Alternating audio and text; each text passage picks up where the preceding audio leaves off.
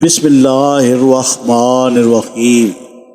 نبی کریم صلی اللہ علیہ وآلہ وسلم کا لوگوں کی رعایت کرتے ہوئے نصیحت فرمانے اور تعلیم دینے کے بیان میں تاکہ انہیں ناگوار نہ ہو۔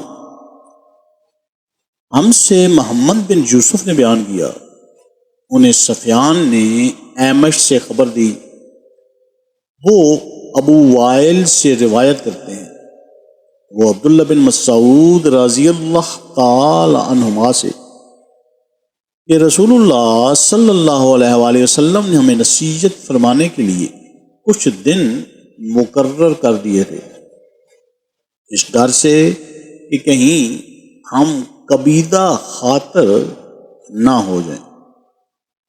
اللہ تعالی ہمیں احادیث مبارکہ پر عمل کرنے اور اس پیغام کو ہر انسان تک پہنچانے کا ذریعہ بنائے، آمین یا رب العالمین۔